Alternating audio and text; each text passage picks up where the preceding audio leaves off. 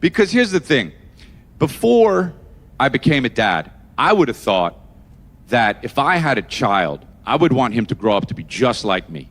But that's ego, you know? Now, I know that I am a father. I don't want him to grow up and be like me. I want him to grow up and be better than me. I don't want him to make the same mistakes I made. You know? And that's why all this shit is serendipitous to me. Like, all this stuff happened at the same time. You know, COVID, I was canceled, I had my first son. Like, this is all crazy that this happened at the same time, right?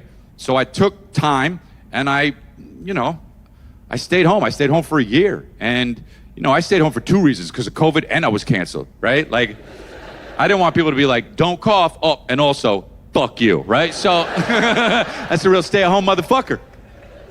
So I stayed home. I stayed home for a year. And for the first time in my life, look, I didn't like to feel my feelings, but guess what? I'm fucked with Calvin. I love him. I love him, so I have to feel. And so I took a year off, man. I took a whole year off. I did nothing but go to therapy. I worked on myself, I kept my side of the street clean. And it's hard, dude. It's not linear. It's a journey. You don't fix yourself in a fucking day. It's a whole,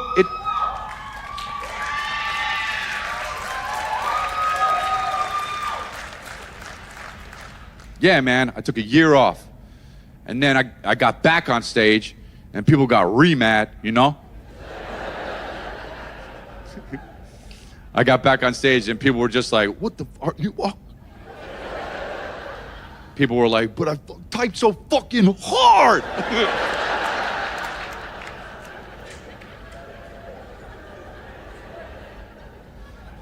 People are mad, whatever, dude. People are always gonna be mad, right?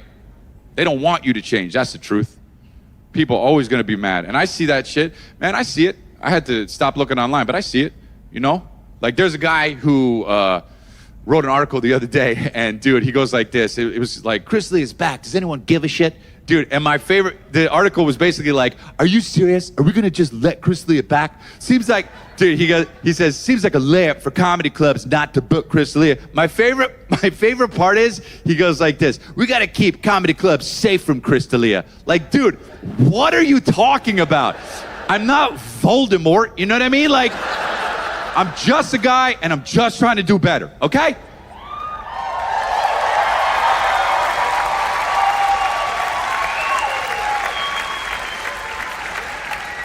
So let him hate. I gotta phase it out, man. You know what? Because if I'm truly honest with you guys, for a year, I wanted to end my life. And that's the truth. But I didn't. I got through it because my wife held me the fuck down, okay? And that's what's real.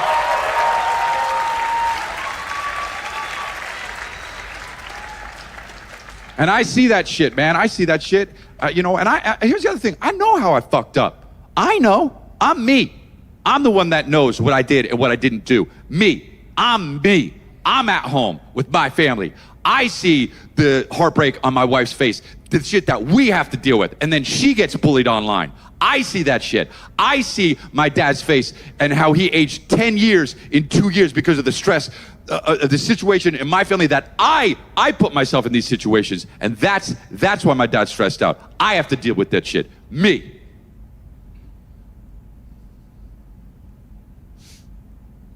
And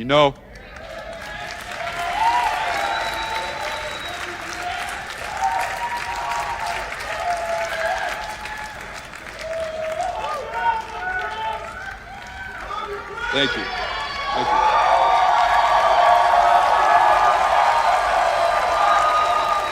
Thank you.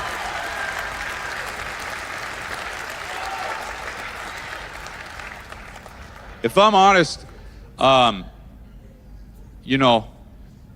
talk a lot about fear, and that's something that I am fearful of. Is I feel like because of the situations that I put myself in and my addiction, that it's my fault that my dad is getting older, because he couldn't deal with the stress. And you know what? It's It's sad. It is, it's sad. But it's also, it's a blessing too. And what I mean is, look, we had Calvin, and he was the first grandson from my mom and dad, and they get to experience that, and that's a lovely thing, you know? And my dad, he looks just like Calvin. It's really cute. I mean, people would always say to me growing up, wow, you look just like your dad. And now they say, Calvin looks just like you. And I always thought that was cute, but I never really knew what it meant until I saw my dad and Calvin together. And that's beautiful. Now I get it. And they love playing with each other. My dad is, my dad's getting older. I don't know how long he's going to be around. My dad's getting older. But you know what? So is Calvin.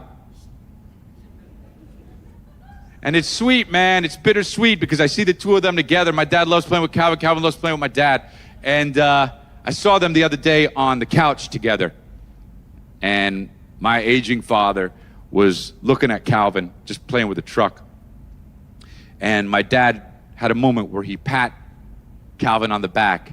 And he said, you and me, buddy, we're in the same boat. And it was really sweet until I realized that my dad meant mentally.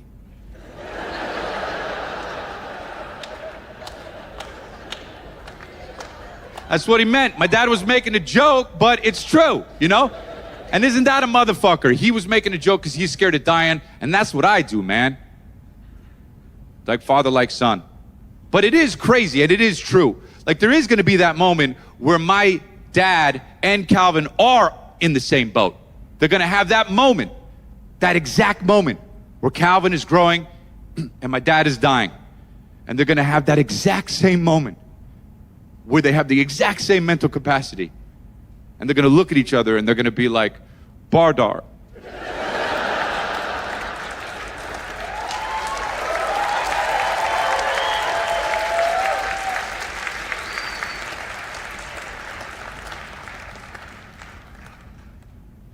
So look, it's sad, and that's real. Real life is hard, and that's okay. I just can't shut that shit out, you know? I can't cope with it in bad ways. I have to feel those feelings.